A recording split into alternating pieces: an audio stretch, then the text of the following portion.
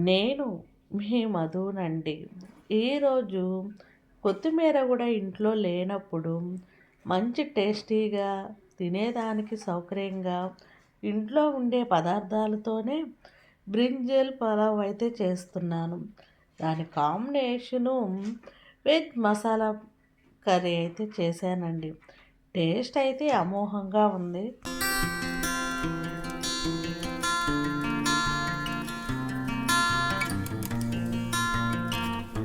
ఇంకా మన ప్రాసెస్లోకి అయితే వెళ్ళిపోదాము.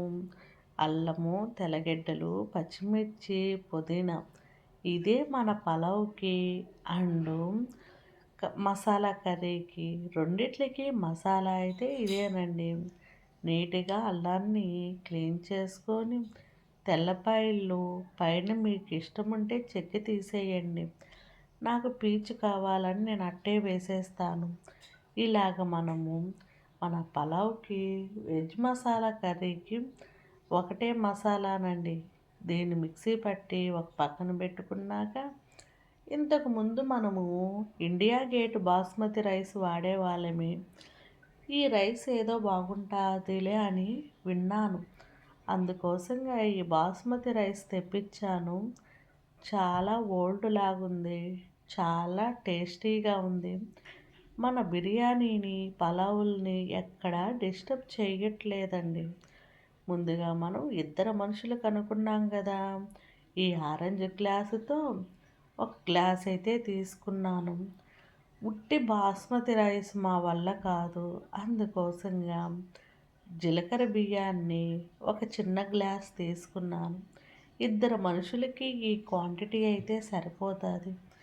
ఇంకా మనం స్టార్ట్ చేసే ముందుగానే బియ్యాన్ని కొంచెం రైస్ మునిగేంత వరకు నానబెట్టుకొని ఒక పక్కన పెట్టేయండి. ఇంకా మనం ప్రాసెస్కి వెళ్ళిపోదాము. టమోటాలు, పచ్చిమిర్చి, ఎర్రగడ్డలు ఈ మూడిటిని సమతూలంగా అంటే మీడియం సైజుగా కట్ చేసుకోండి. మరీ చిన్నగా అంటే ఆ ఫీల్ని మనం ఎంజాయ్ చేయలేముగా. మధ్య మధ్యలో పలావ్లో మనకు తగులుతూ ఉంటే కదా టేస్ట్. ఒక దలసరి కుక్కర్ అయితే తీసుకుంటున్నాను. నాకు విజిల్ వేయటం ఇష్టం ఉండదు. అందుకోసంగా కుక్కర్ తీసుకొని కొంచెం ఆయిల్ వేసి నెయ్యి వేస్తూ ఉన్నా. నెయ్యి తగిలిందంటే పలావ్కు కానీ బిర్యానీకి కానీ ఆ టేస్ట్ వేరుంటుందిలే. తక్కువ మసాలాతో ఎక్కువ రుచిని అనుభవించేటట్టుగా మిరియాలు, లవంగాలు, ఒక యాలకైతే తీసుకున్నానండి. ఎక్కువ మసాలాలు కూడా వేసినామంటే ఆ ఫ్లేవర్స్ పోతుంది. ఇప్పుడైతే ఇందాక మనం వే కట్ చేసిన ఎర్రగడ్డలు మీడియం సైజ్ అయితే తీసుకోండి. వాటిని యాడ్ చేసి మనకు పెద్దగా వేగాలి. ఈ కప్స్ అయితే నేను చెన్నైకి వెళ్ళినప్పుడు లాస్ట్ టైం తీసుకున్నాను. 2 సైజులు 2 బౌల్స్ అంటే మనకు కర్రీస్కి ఉపయోగపడతాయని. ఇంకైతే ఆనియన్స్ 50% వేగినాక పచ్చిమిర్చి కూడా యాడ్ చేసుకొని మనం వాటిని అలా ఇలా ఇలా అలా నైస్గా పెద్దగా వేగాల్సిన అవసరం ఏమీ లేదు. అన్నీ ఒకసారే వేసి వేగించేదానికన్నా 1 బై 1 వేయించటం చాలా బాగుంటుంది కదా. ఇప్పుడు టమోటాలు కూడా వేసి ఈ మూడిటిని సిమ్లోనే మనము ఒక లైట్గా 50% ఆయిల్లో వేగితే చాలండి. మంచి ఫీల్ని ఎంజాయ్ చేయాలంటే పలావ్లో జ్యూసులు వేయకూడదు. ఇంకైతే మనం మసాలాని యాడ్ చేసుకుందాం. 2 భాగాలుగా చేసుకొని పలావ్కి అండ్ మన వెజ్ కర్రీకి అది వేగుతూ ఉండంగానే మన వంకాయలు చూడండి ఎంతో క్యూట్గా ఉన్నాయి కదా. నేనైతే ఇద్దరు మనుషులు అన్నాను కదా. అందుకోసంగా మన గుత్తి వంకాయలు అయితే ఇంకా బాగుంటాయి. ఒక 3 వంకాయలు ఉప్పు నీళ్ళల్లో నానబెట్టాను. ఎందుకంటే చేదు రాకూడదు కదా. అవి ఎంత లేతగా ఉన్నాయో చూడండి.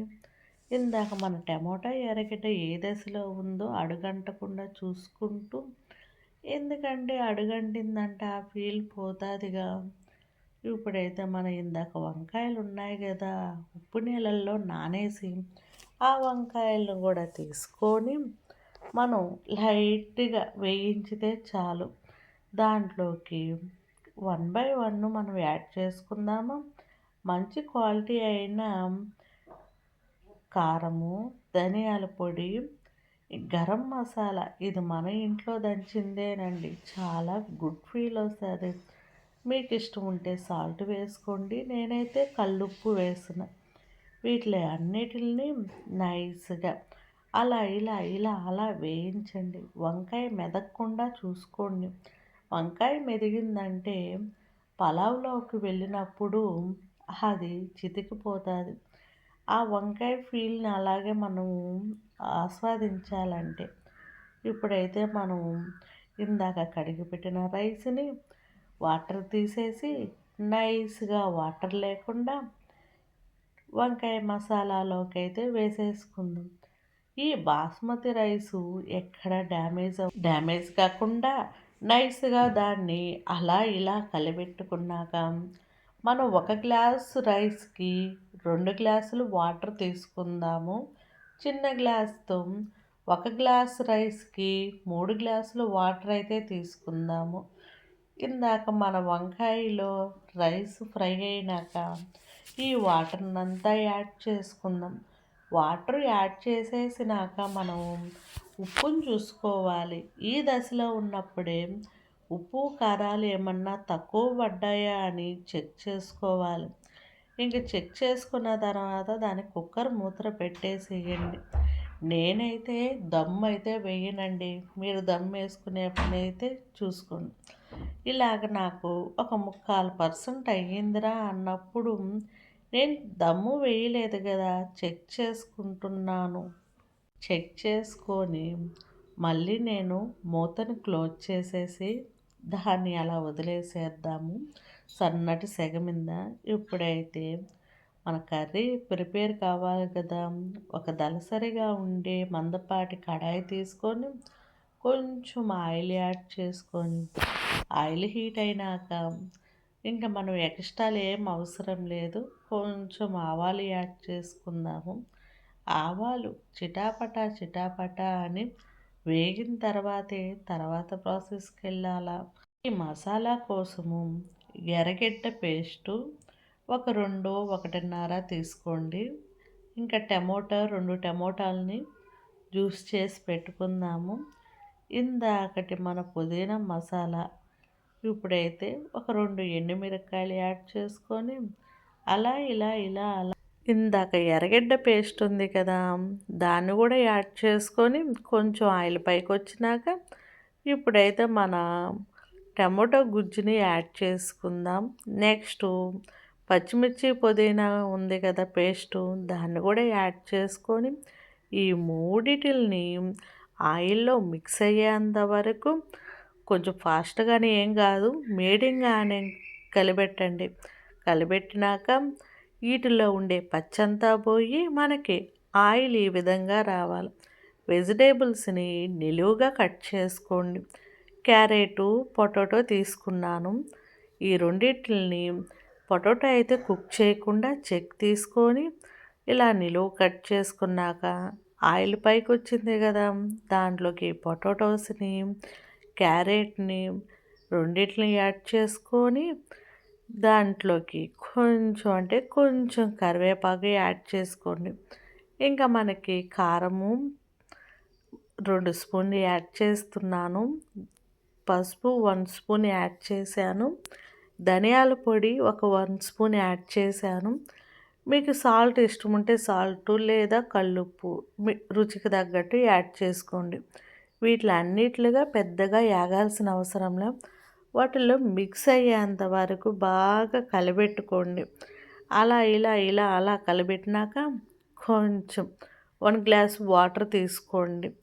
ఈ మసాలా ఏంటంటే మరీ టైట్ కాకుండా మరీ లూజ్ కాకుండా మీడియం వచ్చే వరకు కుక్ అవ్వాలి. దీని ప్రాసెస్ కూడా మనకి వచ్చింది చూడండి. క్యారెటు, పొటాటో 2 మనకి కుక్ అయిందిరా అనిపిస్తే ఉప్పు కారాలు చెక్ చేసుకొని ఇలాగ ఈ దశలో ఉన్నప్పుడే మనం తీసేసుకున్నామనుకోండి, మన పలావ్ ఉంది కదా! దాంట్లోకి కలుపుకోవటానికి బావుంటది. పక్కన రైతాలోకి ఆనియన్సు, సాల్టు, పెరుగు ఈ మూడిటే. ఈరోజు నేను ఫుల్లు కొత్తిమీర ఎత్తేసానని చెప్పాను కదా! ఎందుకంటే ఒక్కోసారి మన ఇంట్లో కొత్తిమీర ఉండదు. కంపల్సరీ అని కొంతమంది అనుకుంటారు.